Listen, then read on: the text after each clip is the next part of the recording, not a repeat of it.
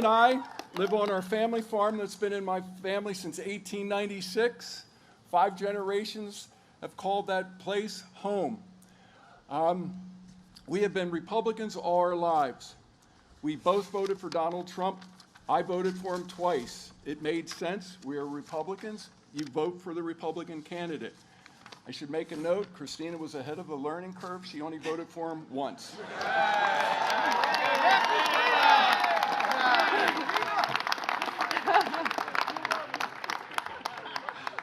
I thought he'd fight for people like us, but it's clear Donald Trump doesn't care about helping hardworking people. And he certainly doesn't care about our Commonwealth and our Constitution. He only cares about what's good for him.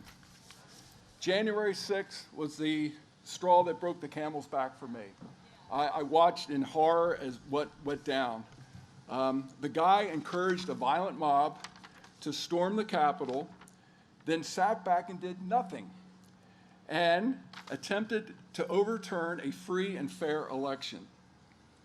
Just this week, he called for the unleashing of U.S. military on American citizens who he called the enemy within. That is dangerous language. We know that a second Trump term would be much worse than his first, and we deserve better.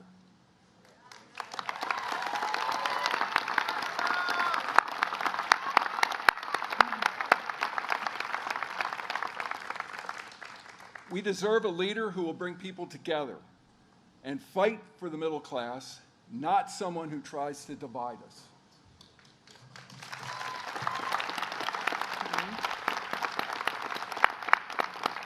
We also need someone who actually cares about the American people and who will defend our Constitution. And that's why Bob and I are both voting for Kamala Harris.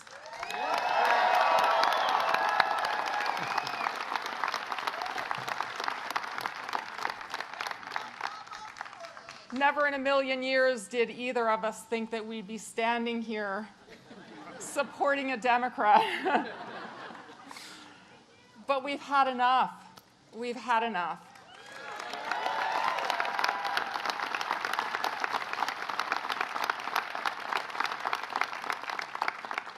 And we've also noticed that Kamala is an amazing candidate in so many ways. But it's time to turn the page on Trump and his chaos and the way he divides us as people in this nation. We've got to move forward. We've got to elect someone who is in this fight for the working class people.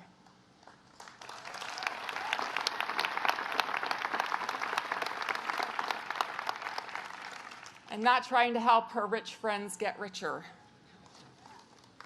or taking revenge on people that have slighted her in any way. We've got to elect someone who will take our Commonwealth forward and not backwards. There's more at stake in this election than any other election in my lifetime. And the choice for us and millions of Republicans across the country is simple. It's Kamala Harris. She's charting a new way forward.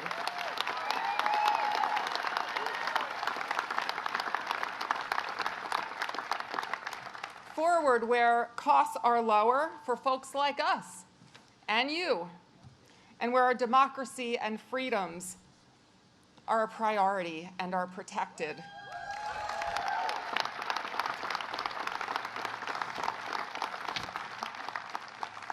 And now, we are so incredibly honored to introduce our incredible leader. Please join us in welcoming the next President of the United States, Vice President Kamala Harris.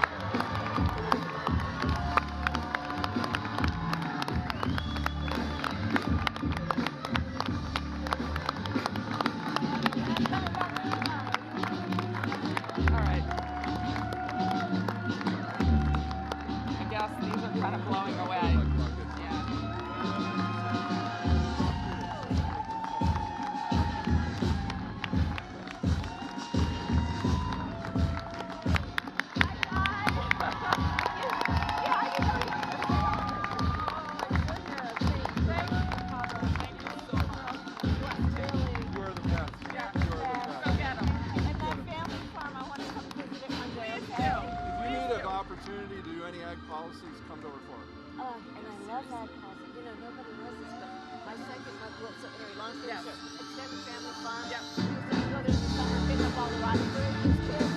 Oh, wow. It's open invite. Okay. If you ever need a job. Thank you. Thank you. Hi, everyone. Hi. Hi, everyone. Good afternoon. Good afternoon, Pennsylvania. Good afternoon, everyone. Good afternoon. Bob and Christina, thank you so very much for that introduction and for your friendship. And as I've said to all the friends and leaders on the stage with me, we had a chance to speak ahead of time. I thank you all for everything that you are doing and the courage you are showing. You know, this is an extraordinary climate right now. And I think we all recognize the courage that you are each showing to speak out so publicly and to put, as we are saying, because we truly believe at country over party. So thank you all. And can we please applaud Bob and Christina and all of the folks on the stage, please. Thank you. Thank you. Truly, truly, thank you. So if you all have a seat, please do sit. Yes. So as I think everyone here knows, we meet in a place that holds a very special meaning for our country. Here on Christmas night, 1776, General George Washington and over 2,000 troops crossed the icy Delaware River in darkness, then marched to Trenton, where they surprised an outpost of enemy soldiers and achieved a major victory in the American Revolution. And after we won the war and achieved our independence, delegates from across the nation gathered not far from here in Philadelphia to write and to sign the Constitution of the United States.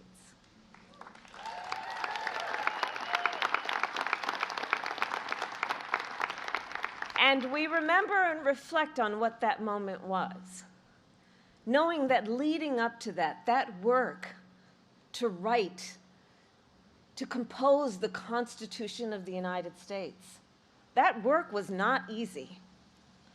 The founders often disagreed, often quite passionately. But in the end, the Constitution of the United States laid out the foundations of our democracy, including the rule of law, that there would be checks and balances, that we would have free and fair elections, and a peaceful transfer of power.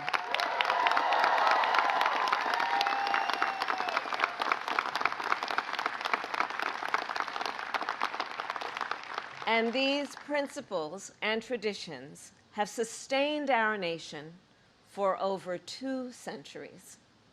Sustained because generations of Americans from all backgrounds, from all beliefs, have cherished them, upheld them, and defended them. And now, the baton is in our hands. So I am joined today by over 100 Republican leaders from across Pennsylvania and across our country who are supporting my candidacy for President of the United States. And I am deeply honored to have their support. Some served in state houses, some in the United States Congress. Some worked for other Republican presidents and presidential nominees, including Mitt Romney, John McCain, George W. Bush, George H.W. Bush, and Ronald Reagan. And some today served in Donald Trump's own administration. We also have with us Republican voters from here in Pennsylvania and beyond, who have been active in their Republican parties for years, who have supported Republican candidates up and down the ticket. Now, I say all that to make an obvious point. in a typical election year, you all being here with me might be a bit surprising, dare I say unusual. But not in this election. Not in this election. Because at stake in this race are the democratic ideals that our founders and generations of Americans before us have fought for. At stake in this election is the Constitution of the United States, its very self. We are here today because we share a core belief that we must put country before party.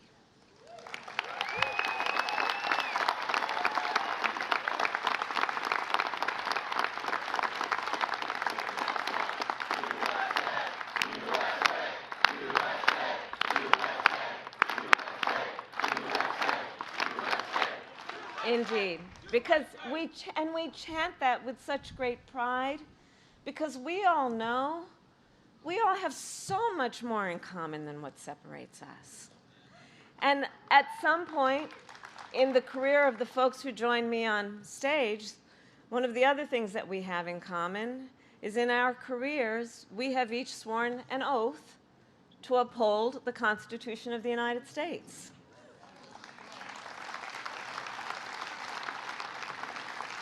And so we know that sacred oath must always be honored and never violated, and that we should expect anyone who seeks the highest office in our land would meet that standard.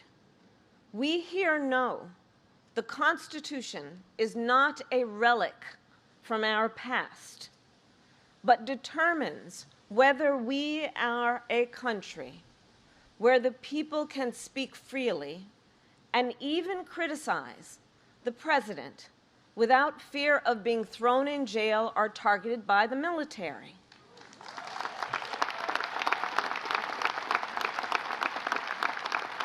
Where the people can worship as they choose without the government interfering.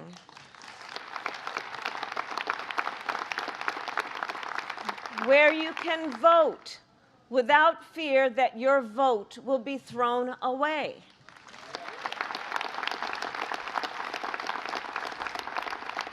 All of this and more depends on whether or not our leaders honor their oath to the Constitution. I have sworn an oath to uphold the Constitution 6 times, including as Vice President, as a United States Senator, and as the top law enforcement officer of the largest state in our country. And I have never wavered from upholding that oath.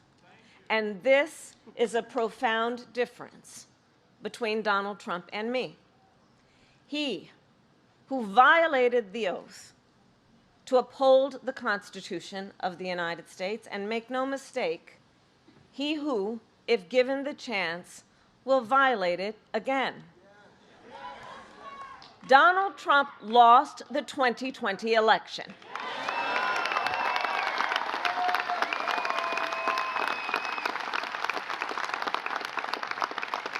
And he refused to accept the will of the people and the results of a free and fair election.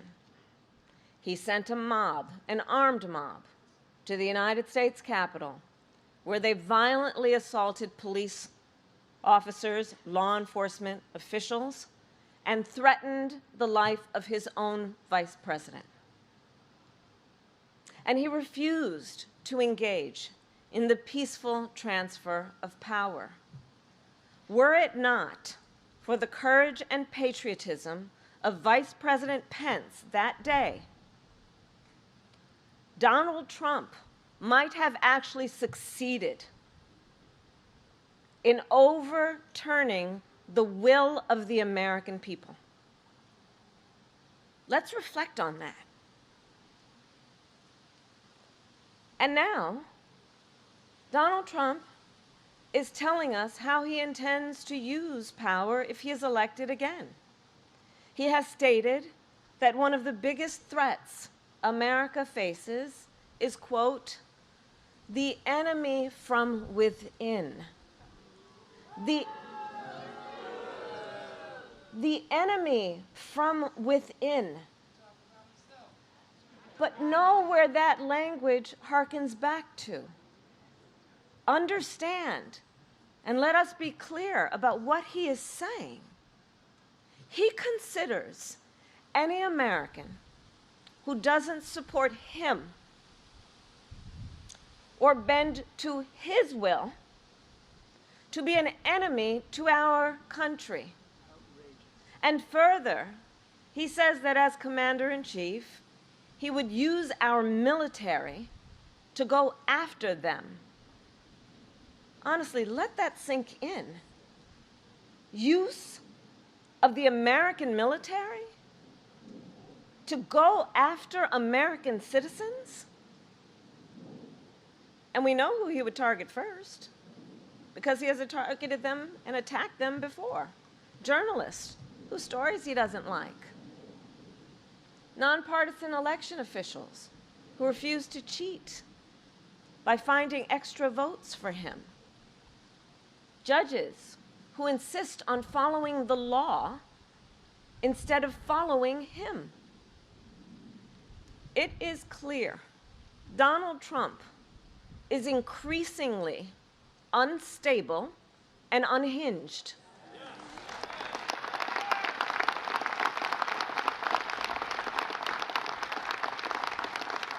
And he is seeking unchecked power. Consider what his closest advisors have said. His national security advisor, 2 defense secretaries, his former chief of staff, his own vice president, all have warned America Donald Trump is unfit to serve. Or listen to General Milley, Donald Trump's top general. He has called Trump, and I quote, fascist to the core, and said, quote, no one has ever been as dangerous to this country. So think about that. General Milley served in uniform for more than 40 years, commanding American forces around the world. He has confronted some of America's worst enemies. And he is saying, no one has ever been as dangerous to our country as Donald Trump.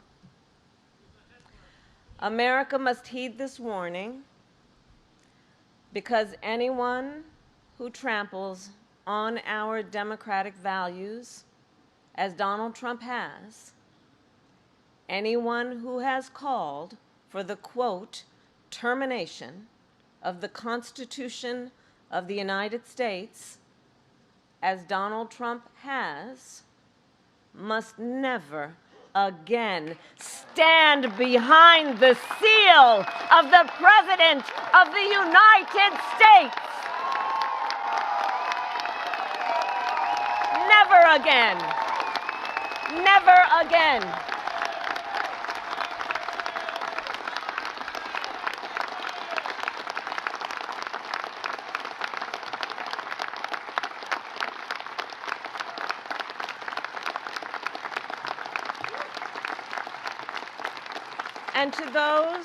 And to those who are watching, if you share that view, no matter your party, no matter who you voted for last time, there is a place for you in this campaign.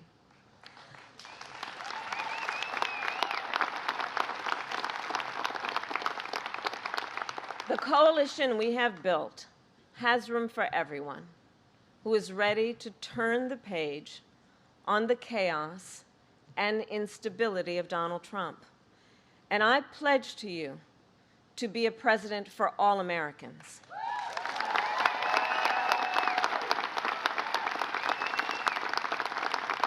And I take that pledge seriously. I take that pledge quite seriously. So as I've mentioned, many of you know, I spent a career as a prosecutor in law enforcement, and I will tell you, I never asked a victim or a witness, are you a Republican or are you a Democrat? I never asked of anyone who needed help, if anyone who deserved attention, where were they registered and who did they vote for? The only question I ever asked was, are you okay? And that is the kind of president I pledge to you that I will be. That is my pledge to you. Because we have too much to do and too much good work to do to be relegated to requiring each of us to be in some silo, disconnected from each other. There's too much good to be done. And the challenges that we face as a nation require us, if we truly want to create solutions and strengthen our nation, the approach truly requires that we understand we're all in this together. This is so much more than rhetoric or a campaign. It really is about tapping into the spirit of who we are as Americans. Because we are all in this together. We are all in this together. And so I pledge to be a president who actively works to unite us around our highest aspirations. I pledge to you to be a president who is realistic and practical and has common sense, and to always fight for the American people.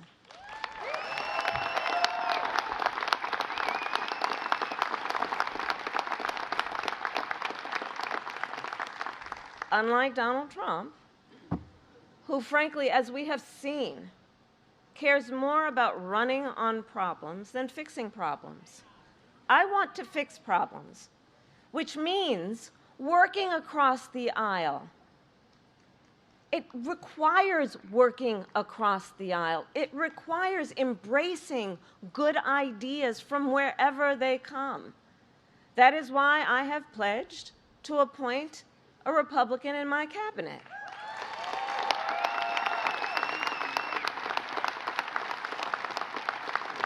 That is why I have pledged to establish a council on bipartisan solutions to recommend to me common sense solutions to some of the most pressing issues facing our country.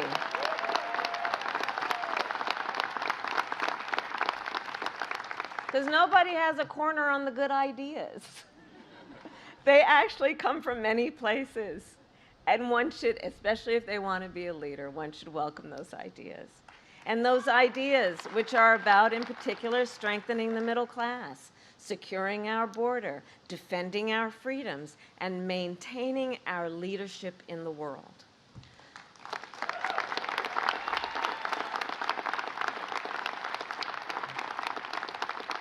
And all of this is to also say that I believe for America to be the world's strongest democracy, we must have a healthy two-party system.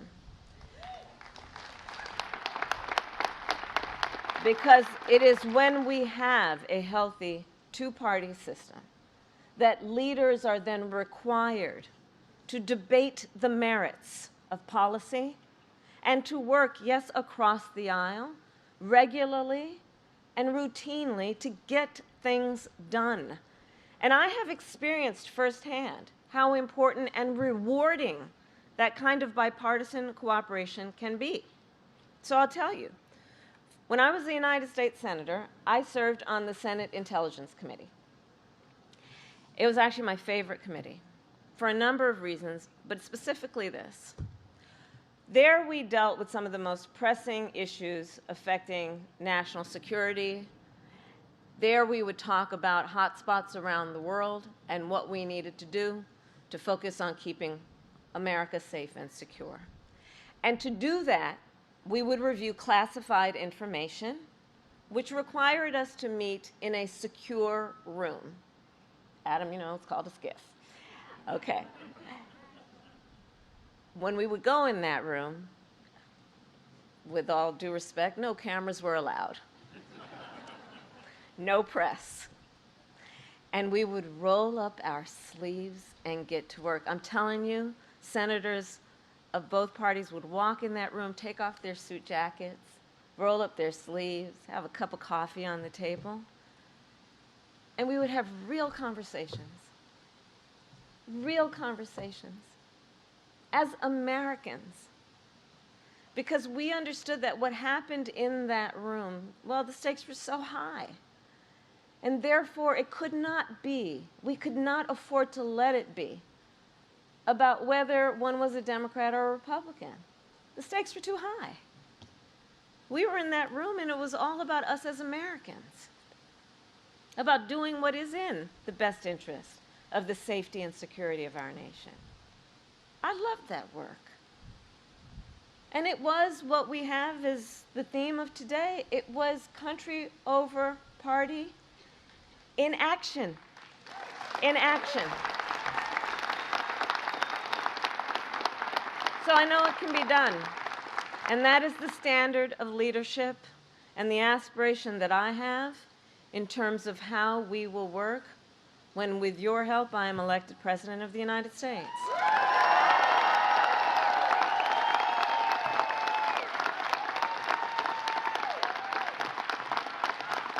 So,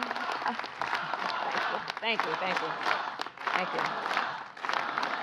So, we got to get to work. So, let me just say an obvious point. There's a fundamental choice in this election, a very fundamental choice.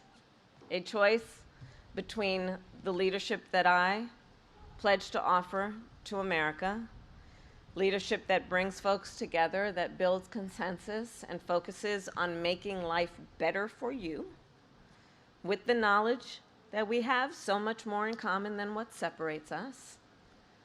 And on the other hand, the choice of someone who I think we can guarantee will sit in the Oval Office plotting retribution, stew in his own grievances, and think only about himself and not you. So as I have said, our campaign is not a fight against something, it is a fight for something. It is a fight for the fundamental principles upon which we were founded. It is a fight for a new generation of leadership that is optimistic about what we can achieve together. Republicans, Democrats, and independents who want to move past the politics of division and blame and get things done on behalf of the American people. And when it all comes down to it, I know we are all here together this beautiful afternoon because we love our country. We love our country.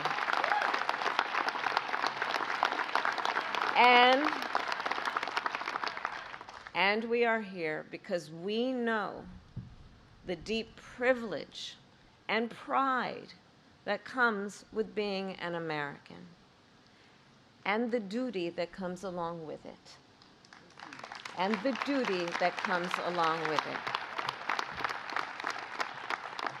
Imperfect though we may be, America is still that shining city upon a hill that inspires people around the world. And I do believe it is one of the highest forms of patriotism to fight for the ideals of our country. So,